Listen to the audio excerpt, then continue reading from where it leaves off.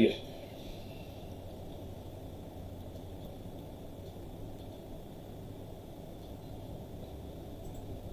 اللہ الرحمن الرحیم۔ سلام و رحمت ہو، حاضر خدمت ہیں پھر ایک بار ایک پوڈ کاسٹ لے کر السہلہ کے مرکزی دفتر سے۔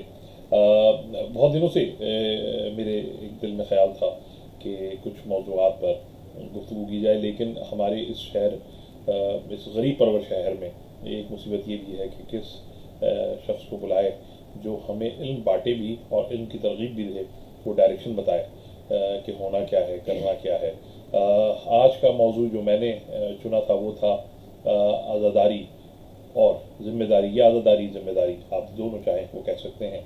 اصل ذمہ داریاں عزاداری کے حوالے سے کیا ہے؟ حالانکہ ایام عزا ابھی رخصت ہوئے ہیں، میں کرنا تو چاہتا تھا اس پروگرام کو ڈیورنگ ایام عزا، لیکن کچھ میری مصروفیات، کچھ مومنین کی مصروفیات، کچھ ان علماء کی مصروفیات جن میں چاہتا تھا کہ میرے ساتھ اس میں پارٹ بنے، وہ یہاں موجود نہیں تھے۔ ٹھیک ہے، تو بلا تاخیر، بلا تمہید، میں سب سے پہلے تو شکر گزار ہوں اپنی طرف سے، السہلہ کی پوری ٹیم کی طرف سے، آقا سید جواد سیناپتی صاحب کا، کہ جنہوں نے میرے کہنے پر یہ وقت نکالا اور ہمیشہ محبت فرماتے ہیں اور شفقت، محبت، پیار، اسی چیز کو لے کر یہ میرے ساتھ چلتے ہیں۔ میں مقروض ہوں ان سب باتوں کا، شکر گزار ہوں آقا آپ کی آمد کا۔ سب سے پہلے آپ کا استقبال کرتا ہوں، آپ کو خوش آمدید کہتا ہوں السہلہ کے مرکزی دفتر میں۔ جزاکم اللہ، آپ کو مولا سلامت رکھے۔ بہت شکریہ کہ آپ نے مجھے اس پوڈ کاسٹ کا حصہ بنایا، اور میں کافی وقت سے دیکھ رہا تھا کہ آپ نے ایک اچھا سلسلہ شروع کیا گفت و شنید کا، کیونکہ دیکھیں پبلک انٹریکشن جب تک ہمارا نہیں ہوگا، ہم تبادلہ خیال نہیں کریں گے۔ میرے معافی ضمیر میں کیا ہے، میں لوگوں سے کیا سننا چاہ رہا ہوں، کیا پیچیدگیاں ہیں، کیا مسائل ہیں، ان پہ ایک ٹیبل ٹاک، ظاہر ہے یہ کوئی فیصلہ کن کانفرنس نہیں ہے، ایک تبادلہ خیال ہے، آرا کا ایک۔ اچھا، میں نے سوچا یہ کہ ہم خالصتاً جس چیز پہ بات کریں گے وہ ہوگی پاکستان کی عزاداری۔ میں کمپیریزن نہیں کرنا چاہ رہا کہ ہندوستان میں کیا ہوتا تھا، یہاں کیا ہوتا ہے، یا عربوں میں کیا ہوتا ہے۔ ہم بات کر رہے ہیں روایتی ہماری پاکستانی عزاداری، جو دو حصوں میں تقسیم ہے، ایک پنجاب میں کی جانے والی عزاداری اور ایک کراچی شہر کی روایتی عزاداری۔ ٹھیک ہے، سب سے پہلا کویشچن اگر میں آغا آپ سے سوال کروں کہ عزاداری سید الشہداء کا مفہوم اگر آپ سمجھا سکیں کیا ہے یہ؟ بسم اللہ الرحمن الرحیم۔ دیکھیے، انتہائی اہم عنوان ہے، اور میں سمجھتا ہوں کہ جب ہم عزاداری کی بات کرتے ہیں، آپ نے جیسے خود کہا کہ ہم اس کے جوانب و لواحقات کو چھوڑتے ہوئے ہم اگر خالی لفظ عزا اور عزاداری بنائیں تو دیکھیے، اب سب سے پہلے ہمارے سننے والوں کو یہ معلوم ہو چاہیے کہ لفظ عزا جب ہم کہتے ہیں تو آپ جانتے ہیں یہ عربی زبان سے ماخوذ ہے، اور اس کا معنی تعزیت کے ہیں، یعنی وہ شخص جس پر مصیبتیں مسائل پڑی ہوں وہ صبر کرے، اور اس کے صبر کو ہم جو ہے وہ اس سے جا کے اس کے غم کو شیئر کریں، اسے عربی میں عزا کہا گیا ہے۔ اور اسی کو جب عزاداری ہم کہتے ہیں، فارسی کی ایک ترکیب بن جاتی ہے، تو پھر اس سے مراد یہ ہے کہ صاحب مسائل، صاحب مصیبت، یعنی جیسے سید الشہداء یا دیگر اہل بیت، ان کے جو ہے ذکر کو آگے لے کر چلنا، ان کے مجالس، ان کے محاسن کو بیان کرنا، ان کے فضائل، ان کے مناقب اور عقائد سے ریلیٹ چیزوں کو بیان کرنا، یہ عزاداری کا ایک مفہوم وسیع ہے۔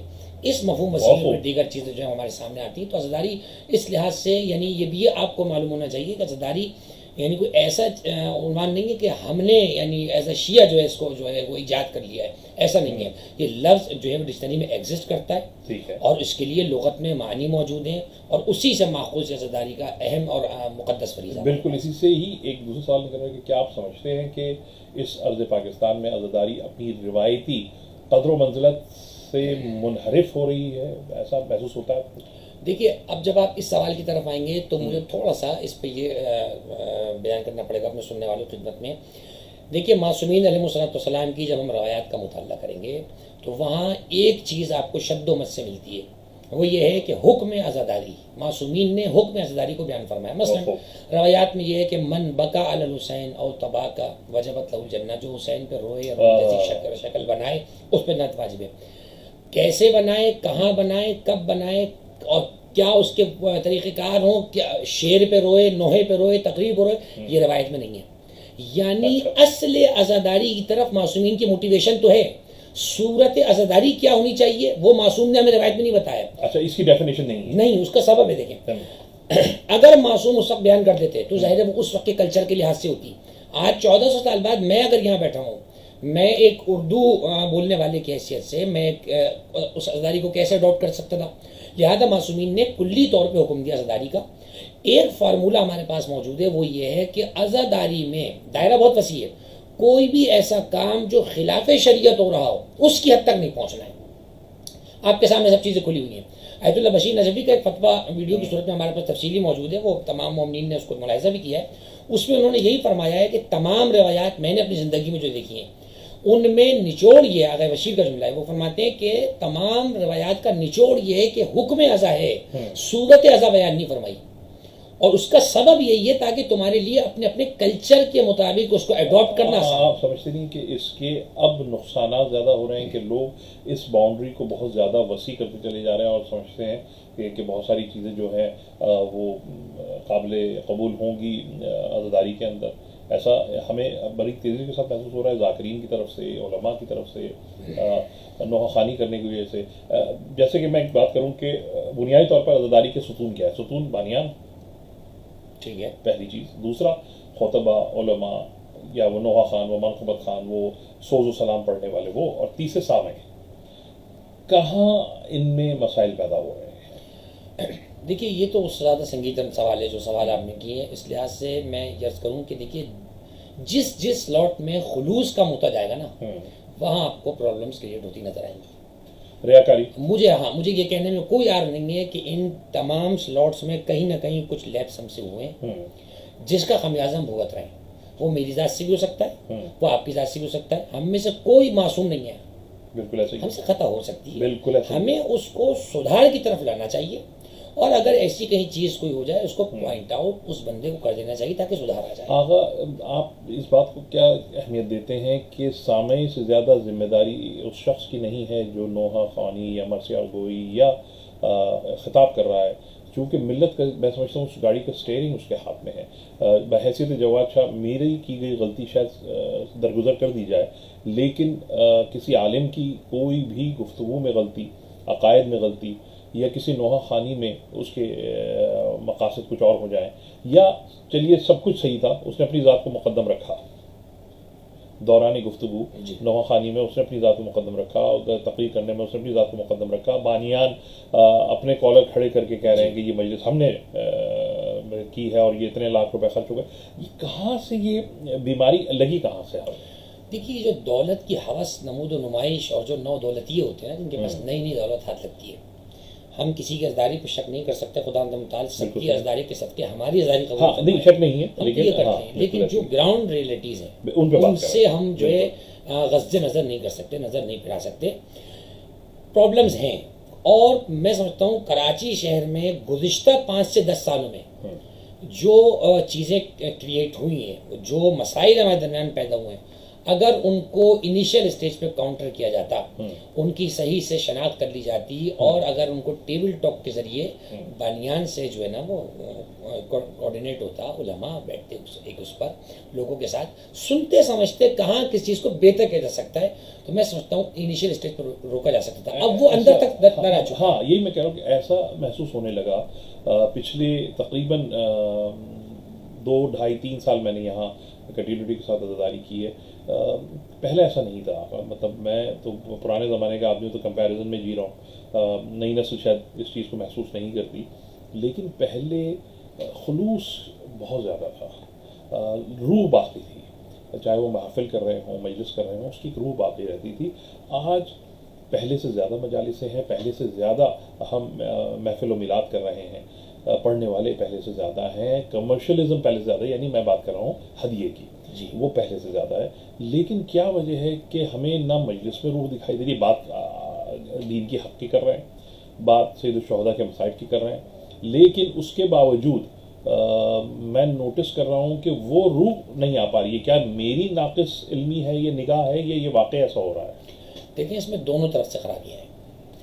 جب آپ ایز اے ڈیلر کسی کو ڈیل کریں گے تو وہ پھر آپ کو عزادار ڈیل نہیں کرے گا, وہ آپ کو ایز اے کسٹمر ڈیل کرے گا. واہ واہ واہ واہ تو اب معذرت کے ساتھ میں نہیں واہ واہ use واہ کریں واہ گے. واہ، یہ نہیں آپ نے ٹرمینالوجی بالکل صحیح یوز کی. میں نہیں چاہ رہا تھا کہ آپ کوئی اگلا سوال کریں، میں نے سوال بہت بہت بہت اعلیٰ، بہت اعلیٰ، یہ حق بیان کیا آپ نے. ہاں بالکل دیکھیے ایسا. بانی وہ بن گیا ڈیلر، وہ ڈیل کر رہا ہے. تو خطیب کو پھر آپ نے جو ہے نا وہ ڈیل کیا، تو وہ ایز اے کسٹمر آپ کو ڈیل کر رہا ہے. تو میں سمجھتا ہوں کہ ہمیں اس باؤنڈری سے تھوڑا سا باہر آنا پڑے گا. ہدیہ ایک سیکنڈری پرابلم ہے، کوئی بات نہیں، اس پہ ہم بات کر سکتے ہیں، وہ کسی حد تک چیز کنٹرول ہو سکتی ہے. انا کا جو ایشو آ گیا، جو آپ نے اچھا جملہ کہا، ہماری مجلس، ہم نے تو یہ سنا تھا امام حسین کی مجلس ہوتی ہے. یہ ہماری، آپ، میں اور آپ خادم ہیں اس فرش اعضا کے. میں اور آپ کو یہ توفیق ملی ہے، مجھے یہ توفیق ملی ہے کہ مجھے اگر آپ نے مدعو کیا تو میں وہاں جا رہا ہوں، میں نہیں ہوتا کوئی اور پڑھتا. آپ کو یہ توفیق ملی کہ آپ فرش اعضا کو جو ہے قائم کر رہے ہیں، آپ نہ ہوتے کوئی اور بچھاتا اس فرش اعضا کو. تو میں سمجھتا ہوں ہمیں انا کے خول سے باہر آنا پڑے گا. وہ جو ہم نے اپنا خول اپنے اوپر طاری کیا ہوا نا، میں، میری عزاداری، میری شب بیداری، میری مجلس، میرا مولانا، بالکل ایسے ہی ہو رہا ہے. تو میں سمجھتا ہوں اس چیز نے بہت نقصان پہنچایا، اور نقصان اس میں عام عزادار کا ہو اس سال کچھ عجیب و غریب واقعات رونما ہوئے. میں سب تمام واقعات کا ذکر نہیں کرنا چاہ رہا ہوں، اور میں اس بات پہ بھی نہیں جانا چاہتا ہوں کہ کیا صحیح ہے اور کون غلط ہے، کون صحیح ہے. ہم اس ٹاپک پہ نہیں آ رہے. ہمارا مقصد کہنے کا یہ ہے کہ اس سال بالخصوص کراچی کے اندر عزاداری پر بڑا بھاری وقت گزرا. کس لحاظ سے؟ اچھا، یہ ستم ظرفی یہ ہے کہ یہ بھاری وقت باہر والوں کی وجہ سے نہیں گزرا، یہ اپنوں کی طرف سے، ہاں، یہ اپنوں کی طرف سے گزرا.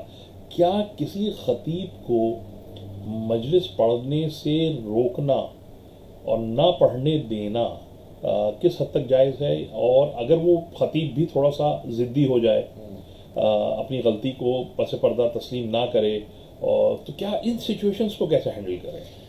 دیکھیے یہ تو ایک انتہائی گمبھیر صورتحال ہے، اور میں سمجھتا ہوں یہ دروازہ اگر کھل گیا تو پھر تو کوئی نہیں بچتا. چار میرے خلاف کچھ لوگ کھڑے ہو جائیں، چار جناب میں بھی یہ کہتا ہوں پھر تو یہ گروہ بن جائیں گے. بالکل ایسے ہو جائے گا. اچھا، ہم اس میں کسی کو بلیم نہیں کر سکتے کہ صاحب آنے والے ایسے یا جو پڑھ رہا ہے وہ ایسا. ہمیں اس کو ممبر اور فرش اعضا سے پہلے بالکل اس کو لے کر چلنا پڑے گا. اگر کوئی ایسی چیز آپ سمجھتے ہیں تو ایک میٹنگ کال کریں، اس میں اس صاحب معاملہ سے جن کے ساتھ آپ کو کوئی ایشو ہے، اس معاملے کو آپ ٹیبل ٹاک کے ذریعے وایا ڈائیلاگ جو ہے آپ اس کو سارٹ آؤٹ کرنے کی کوشش کریں. کیا اتنے سمجھدار لوگ بیچ میں نہیں رہے کہ جو ان معاملات کو مطلب اس پیمانے پر جانے ہی نہ دے اور معاملے کو پس پردہ رکھ کر ہی ریزالو کر؟ دیکھیے معاملات 70 کی دہائی میں بھی ہوتے تھے، 80 میں بھی ہوتے تھے، 90 میں بھی ہوتے تھے، لیکن معاملات فہمی کے ذریعے حل کر لیا جاتا تھا. بہت کم ایسا ہوا کہ مجالسوں کے ممبر سے خطیب کو پڑھنے سے روکا گیا. ہوا ماضی میں کچھ ہیں تلخ واقعات، لیکن ایسا ہوا. لیکن اس سال بڑا برملا اس کا اظہار کیا گیا، جو کہ بڑی تکلیف دے گیا. میں کسی کی حمایت نہیں کر رہا ہوں، میں حمایت، میں نے آپ کی حمایت کرتی ہوں، میں بات کر رہا ہوں اگر یہ روایت کامیاب ہو جاتی ہے تو پھر کل تو کسی کے خلاف بھی کچھ ہو سکتا ہے. دیکھیے اس میں عرض کروں، میں آپ نے ایک جملہ کہا کہ بیچ میں میں سمجھتا ہوں سنجیدہ لوگ اگر نہیں ہوتے تو پکچر اور خراب ہونی تھی. یقیناً درد مند لوگ موجود تھے جنہوں نے کافی حد تک کنٹرول کیا. اس میں دوسری طرف سے بھی لیننسی دکھائی گئی. علماء نے اس کو دیکھا کہ عزاداری ہماری ہے، یہ فرش ہمارا ہے، اس کے لیے ہم نے قربانیاں دی ہیں. اور آنے والوں نے بھی اس بات کو سمجھا. اپنی ایک بات جو ان کو لگ رہا تھا انہوں نے اس کو ریکارڈ کرایا. اس سے پہلے ایک اور اسٹیپ اگر لے لیا جاتا، پراپر اسٹیپ، تو میں سمجھتا ہوں یہ صورت بھی پیش نہ آتی، جو کہ نہیں ہونی چاہیے تھی. آج سوشل میڈیا کا دور ہے، آپ لائیو نہیں کریں گے، کوئی اور موبائل سے لائیو بنا لی، ویڈیو وائرل کر دے، کیا کر لیں گے آپ؟ سوشل میڈیا کے دور میں ہمیں اپنے انر جو میٹرز ہیں ان کو بہت آرام سے لے کر چلنا ہے، پبلک نہیں کرنا. ہاں، ایک سافٹ وے کے اندر ہم نے ان کو لے کر چلنا ہوتا ہے. ایک بات یہ ہوگی. دوسری بات یہ ہے کہ دیکھیے اختلاف کسی سے بھی آپ ہو سکتا ہے، اختلاف رائے کا حق ہے، اس کے ڈائنامکس ہیں، اس کے حدود اربع ہیں. شعور کی نشانی آپ اختلاف کر رہے ہیں، لیکن اختلاف کرنا جمود کی نشانی نہیں ہے کہ آپ کچھ سمجھنے کی پوزیشن میں ہیں. بالکل ایسا ہی ہے. لیکن یہ ضرور یاد رکھیں کہ کوئی بھی صاحب امامہ یا کوئی بھی ذاکر، ہم تو یہ بھی کہتے ہیں، ہم تو کہتے ہیں کہ صاحب امامہ تو امامے کی جیسے اس کی آپ بات کر رہے ہیں، اگر ذاکر بھی اگر پڑھنے والا ہے وہ بھی میرے لیے اتنا ہی قابل احترام ہے. مقصد امام حسین پڑھ رہا ہے، فضائل و مصائب امام حسین پڑھ رہا ہے، ولایت اہل بیت پڑھ رہا ہے، معصومین کی روایات کو بیان کر رہا ہے. لیکن میں سمجھتا ہوں میں کہہ رہا ہوں بانیان کی طرح پڑھنے والے بھی کہیں نہ کہیں ڈی ٹریک ہو گئے ہیں کہ وہ ان کو لگتا ہے کہ ان کی اپنی شخصیت زیادہ. آپ نے دیکھا ہوگا، میں آپ ہی کی مثال دے دیتا ہوں، میں کسی اور کی مثال نہیں دوں گا. آپ جس سادگی کے ساتھ مجالسوں کو جا کے پڑھتے ہیں، مجھ سے کسی نے فون پہ کہا کہ آپ نے آغا جواد کو بھیجا تھا مجلس، بہترین مجلس، علی ابا امام بارگاہ کی بات ہے، بہترین مجلس آغا نے پڑھی، مجمع کھچا کھچ بھرا ہوا وہاں پہ، عیسیٰ علیہ السلام کی مجلس تھی، اور آغا وہاں سے ایک سواری کا بندوبست کر کے گھر چلے گئے. تو مجھے انہوں نے فون پہ کر کے کہا کہ یار آپ بتاتے ہیں، ہم اپنی گاڑیاں ارینج کر دیتے. ہمیں بڑا عجیب سا لگا کہ آغا جو ہیں وہ اپنی سواری کو انتظام کر کے یہاں سے چلے گئے. تو میں نے ان سے کہا کہ آغا علم پر توجہ دے رہے ہیں، وہ جاہ و حشم کے قائل نہیں ہے.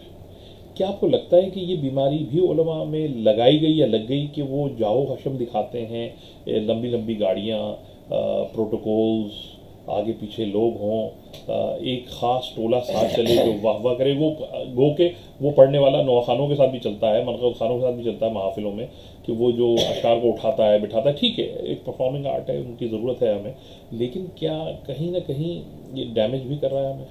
بسم اللہ الرحمن الرحیم. دیکھیے سب سے پہلے تو میں یہ کہوں گا کہ کوئی پہچان بھی اچھی نہیں لگتی مجھ کو جب سے شبیر کے ذاکر کا لقب آیا ہے. اس سے بڑی پہچان کسی بھی ذاکر عالم دین کے لیے، کسی بھی نوخان منقبت کے لیے میں نہیں سمجھتا کہ ہو سکتی ہے. دیکھیے پہلی بات تو یہ ہوگی، جہاں تک رہی جاہ و شم کی بات، تو یہ جاہ و شم کم ہے کہ آپ ابوالفضل العباس کی سربراہی میں ممبر میں بیٹھے ہوئے ہیں. کیا بات! مادر حسین آپ کے لیے دستبد دعا ہیں اس مجلس میں، یہ بہت بڑا شرف ہے. جہاں تک بات رہی فی زمانہ جو حالات اور معاملات، میں سمجھتا ہوں اگر کوئی عالم اپنے کو سمجھتا ہے کہ میں اس اسٹیج پر ہوں کہ مجھے کوئی سیکیورٹی الرٹس ہیں، کوئی تھریٹس ہیں، ٹھیک ہے، ہم چاہیں گے کہ ہمارا وہ عالم، ہمارا وہ نوخان یا ہماری وہ پرسنالٹی جو ہے، ہم چاہیں گے وہ سیکیور رہے، اس کی سیکیورٹی ہمارے لیے جناب وہ ہو سکتی ہے. لیکن میں سمجھتا ہوں کہ اس کے آڑ میں مومنین اگر کسی طرح سے، میں سمجھتا ہوں ان سے کوئی فاصلہ بڑھ رہا ہے. میں یہ سمجھتا ہوں فاصلہ نہیں بڑھنا چاہیے. آپ آئیں جس طرح سے بھی آئیں، ہمیں خوشی ہوگی. فاصلہ نہیں بڑھنا چاہیے. آپ عوام کی جائیداد ہیں، آپ عوام ہیں، ان عزاداروں کے ایسا آپ ہیں. بالکل صحیح کہہ رہے ہیں، بالکل ایسا ہی ہے. یعنی میں آپ کو جملہ یہ کہوں، لوگوں میں کہتے ہیں بہت اچھی پڑھی، میں کہتا ہوں بھائی آپ نے اچھا سنا ہے تو میں نے اچھی پڑھی ہے. تو میں نے اچھی پڑھی تو دیواروں میں تھوڑی پڑھ سکتا ہوں. تو میں سمجھتا ہوں ان چیزوں نے کسی حد تک بہرحال نقصان پہنچایا ہے.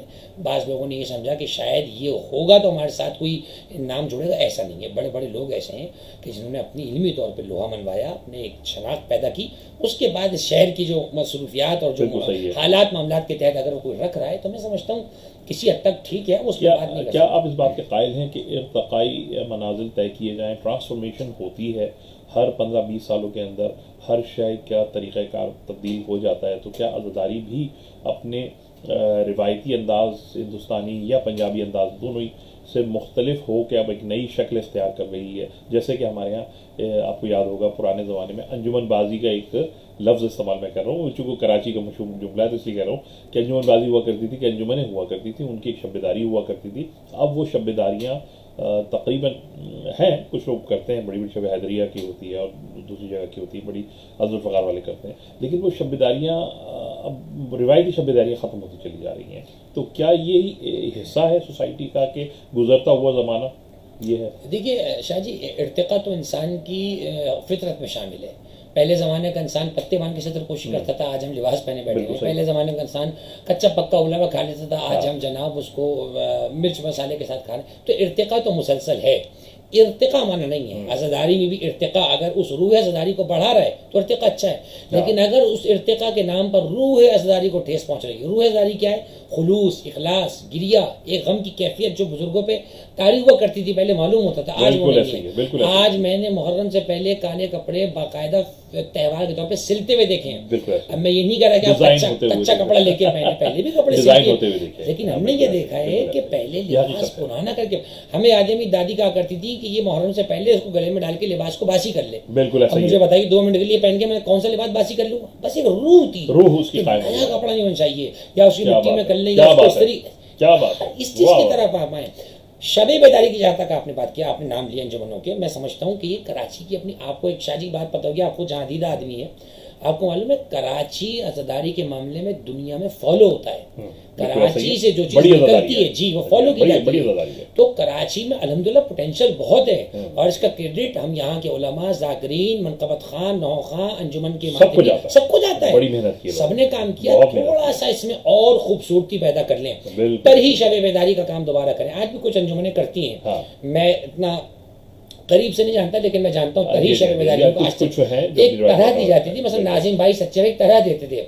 اب وہاں ایک کریز ہوتا تھا سرداروں میں کہ اس طرح پر فلاں ساجد جعفری کیا پڑھیں گے, ناصر حسین زیدی کیا پڑھیں گے, چھجن بھائی کیا پڑھیں گے, ناظم گدا کیا پڑھیں گے. یہ ایک کریز ہوتا تھا. آج وہ کریز نہیں ہے. میرے نو خانوں کو خدا مولا سلامت رکھے, طرح پہ شعراء سے اپنے کلام لکھوائیں, وہ ترہی شب بیداری ہو اسی مصرے پر جس حال پر شب بیداری ہے. ایک خوبصورت اس میں اضافہ ہو سکتا ہے. میں سمجھتا ہوں اس کی طرف آنا پڑے گا. عزاداری کو مل کر اس کی روح کو اور بہتر بنائیں تاکہ اس کے اخلاص سے ہم بہتر. اس میں بڑا ایک چیز آئی کہ علماء پر تو میں چونکہ تھوڑا سا موضوعات اڑ گئے تھے تو ان پر زیادہ میں یہ کہوں گا کہ وہ ایک طرح سے پوائنٹ آؤٹ ہو گئے, لیکن اس میں بانیان کو بھی میں سمجھتا ہوں کہ بہت زیادہ شعور کا اور عقل کا استعمال کرنا چاہیے, اور اس بات کا خاص خیال رکھیں کہ یہ مجالس سے منعقد ہی فروغ عزاداری کو آگے لے جانے کے لیے ہو رہی ہیں. ٹھیک ہے, کیا بانیان مجلس علماء اکرام کو مجلس کے موضوعات دینے چاہیے آپ سمجھتے ہیں, یا خطیب کو اپنی ہی چوائس پر مجلس پڑھنی چاہیے؟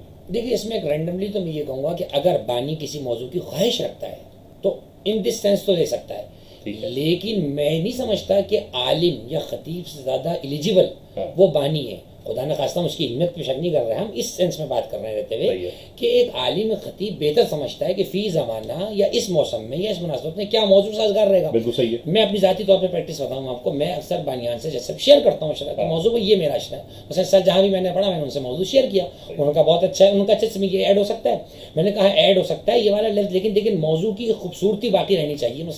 مثلا موضوع ایسا نہ لگے کتاب کا نام رکھ دیا آپ نے کوئی, ٹھیک ہے, تو یہ اس حد تک تو ٹھیک ہے, لیکن بانی آپ کو ڈکٹیٹ کرے اور وہ ان اناؤنسڈ. اچھا ایسا دیکھا گیا؟ ہاں وہ ہے, وہ ان اناؤنسڈ کوئی وہ ڈکٹیٹر بن جائے, تو معذرت کے ساتھ ایسے کی مجلس ہم نہیں پڑھتے پھر. اور جبکہ وہ موضوع بھی کوئی ایسا ہمیں دے رہا ہے کہ ہمیں معلوم ہے اس کے پیچھے اس کی کوئی شرپسندی کی نہیں ہے, جبکہ ایسا ریئر ہے. لیکن ایسا ہونا چاہیے علماء خطبہ خود موضوعات کریں.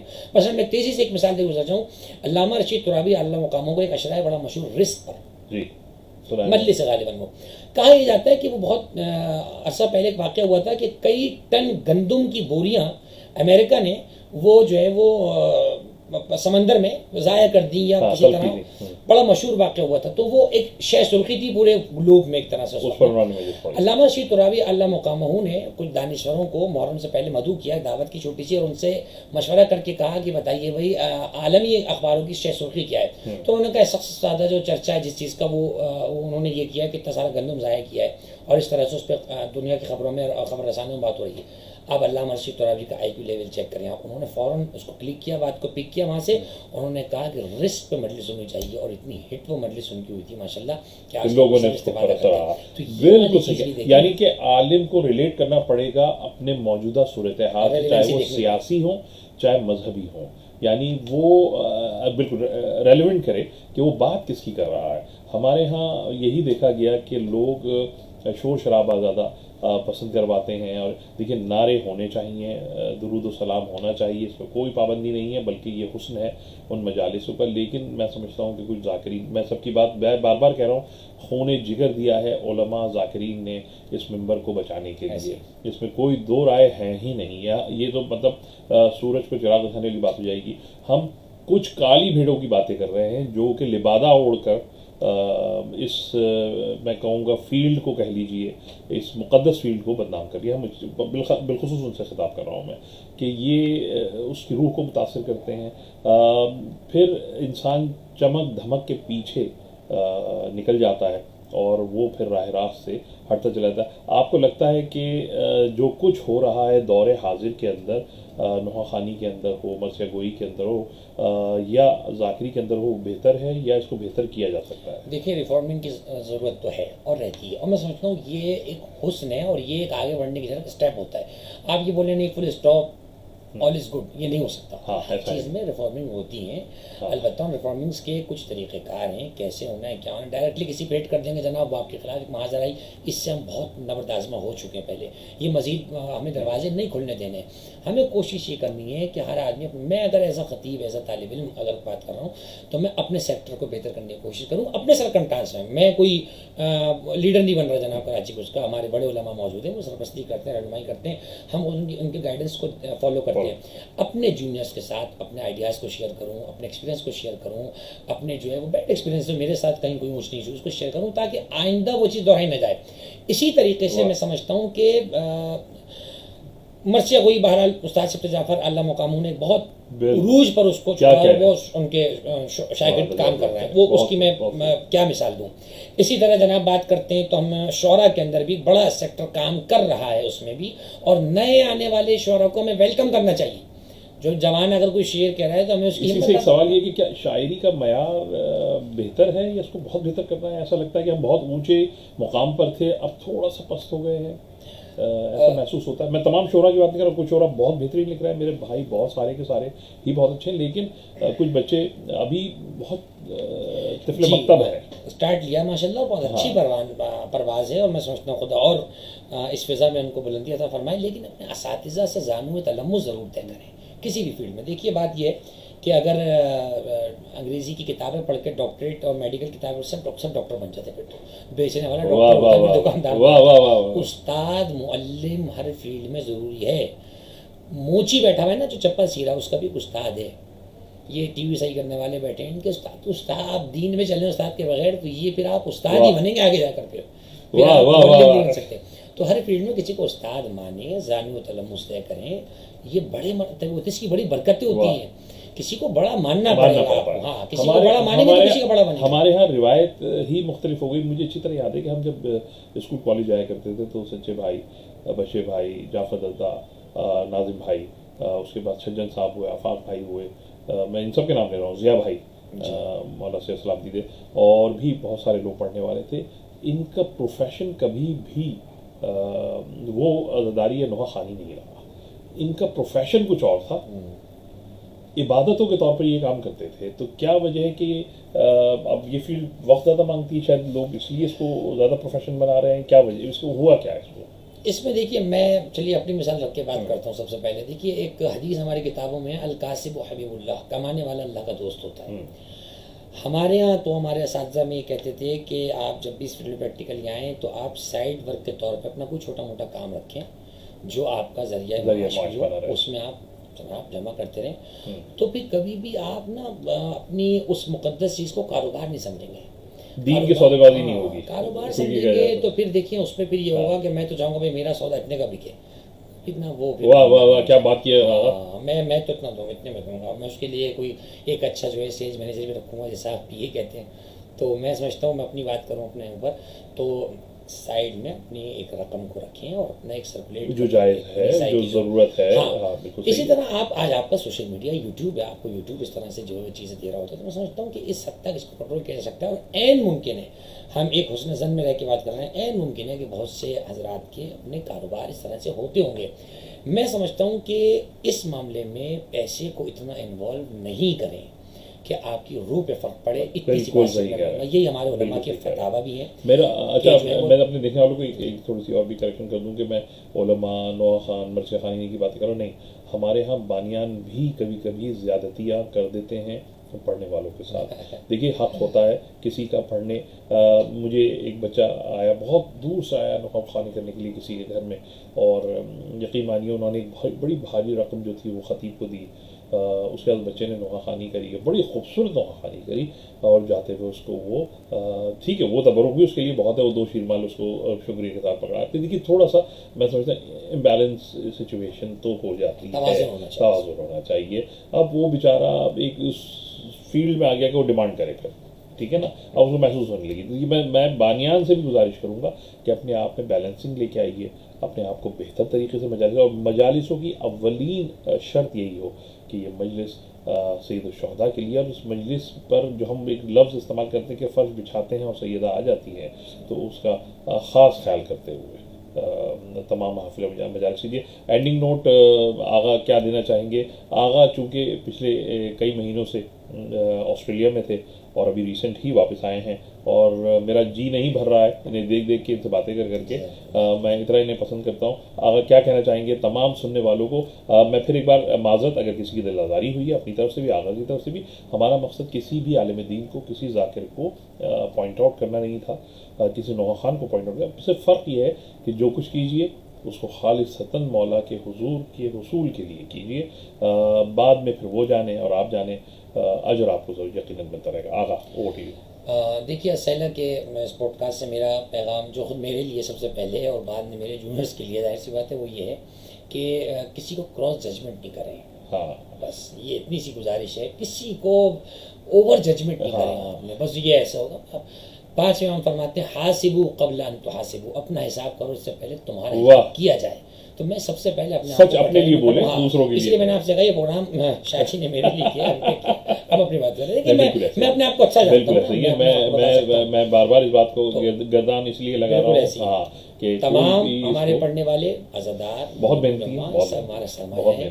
50 سال میں ایک عالم نوحہ خان، ایک پنڈوان تیار ہوتا ہے جس طرح، بالکل اور ہماری قوم میں سمجھتا ہوں سر پہ بٹھاتی ہے ہمارے علماء ذاکرین۔ مطلب میں نے دیکھا ہے، میرے تو دوست ہیں سارے کہ جتنی محنت سے نوحے کو لکھواتے ہیں، جتنی محنت سے اس کی طرزوں کو بناتے ہیں اور پھر اس کو پبلک تک لکھا ہے، بڑی محنت کا کام ہے یہ۔ لوگوں کو اندازہ نہیں ہوتا کہ ان کی کتنی راتیں اس میں صرف ہوئی ہوئی۔ پیغام بس یہی کہ خلوص کو برقرار رکھیں، خلوص کو، روح ازداری کو پروان چڑھائیں، تمام معاملات رکھے۔ امام حسین علیہ السلام کا کارخانہ بہت بڑا ہے، یعنی آپ یہ کہہ رہے ہیں کہ کچھ روایتوں کو برقرار رکھتے ہوئے ارتقائی منازلوں کو طے کریں، آپ طے کریں، روح ازداری ختم نہ ہو۔ کبھی کسی خطیب کے، کسی نوحہ خان، منقبت خان کے اضافے سے پریشان نہ ہو۔ امام حسین کا کارخانہ بہت بڑا ہے، ان کے کارخانے میں کمی نہیں، کبھی پریشان نہیں ہوئی خطیب آ گیا میرا کیا ہوگا۔ امام حسین کائنات کو جو ہے اپنے کرم سے عطا کرنے والے دست و بازو بنے۔ خوشی ہوتی ہے، ہمیں تو خوشی ہوتی ہے ہمارے ساتھ کوئی پڑھنے والا پڑھ جاتا ہے، یہ ہمارا ہاتھ بٹائے گا کم سے کم۔ یہی نوحہ خانہ منقبت گزاروں میں جونیئرس کے لیے سب کے لیے پیغام ہے۔ خدا آنے والے وقت کو ازداری اور ازداروں کے لیے اچھے سے اچھا فرمائے۔ سیلا کا اس مقام سے جو ہے بہت شکر گزار کہ اس اچھے ایک صحت مند گفتگو کے ماحول میں مجھے بھی شامل ہونے کا موقع دیا تاکہ میں اپنی رائز اپنے جونیئرس کے سامنے پیش کروں۔ جزاک اللہ آغا، آپ تشریف لائے، میں بہت شکر گزار ہوں پرسنلی آپ کا، اور بہترین قیمتی گفتگو ہے۔ مومنین سنتے رہیے گا، اور جونیئر سے ہاں میں ضرور کہوں گا کہ سینئرس کا دیکھیے احترام جو ہے نا، یہ تو ادب ہے، اور ادب انسان کو آگے لے کے جاتا ہے، تو اس ادب و آداب کا ضرور خیال کیجیے گا۔ انشاءاللہ اگلے پروگرام میں آپ سے ملاقات رہے گی، اپنا بہت سا خیال رکھیے گا۔ اللہ حافظ۔